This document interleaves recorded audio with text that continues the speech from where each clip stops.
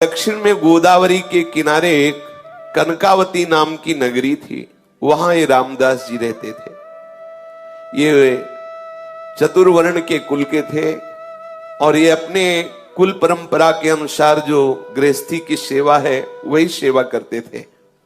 अत्यंत दैन्य और अत्यंत गरीब, सीधे पूरे शरीर में ठीक से पहनने के लिए वस्त्र भी नहीं थे, खाने के लिए कोई ऐसी व्यवस्था नहीं थी। अगर आज वो सेवा ना करें जो उनके कुल की है तो दूसरे दिन उनके यहाँ रसोई नहीं जलेगी। ऐसी कोई अन्न की भी व्यवस्था नहीं थी।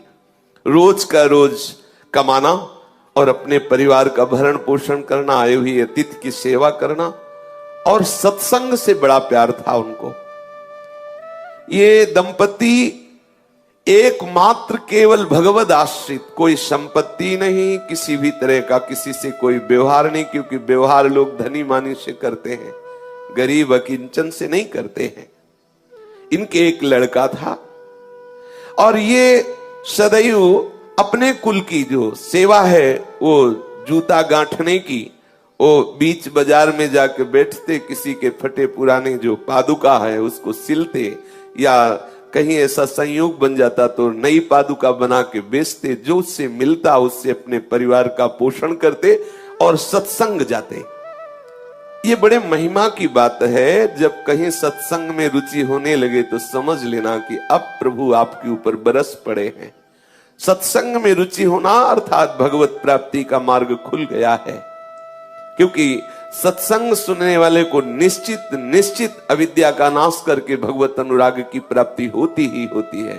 सत्संग से विवेक प्रकट होता है। विवेक जो है मोह का नाश कर देता है। सत्संग में सबसे पीछे जाके बैठते और जो वैष्णव भगवत चर्चा करते, ये उनके मुख की तरफ ताकते रहते। कोई पढ़े लिखे तो थे नहीं, तो जो बात समझ में आती नहीं तो बस सुनते, और जब भगवान नाम कीर्तन होता तो नाचने लगते। उनका साहस भी नहीं हुआ कि उन वैष्णव से कह सके कि आप हमें दीक्षा दीजिए। बस सत्संग में जो नाम कीर्तन होता उसी नाम को उन्हें पकड़ लिया।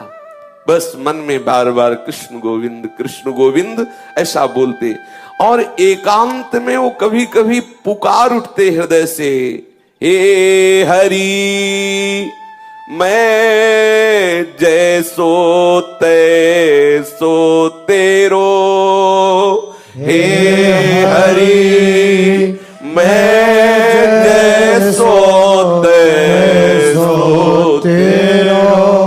इतना ही याद हुआ, बस इतना ही।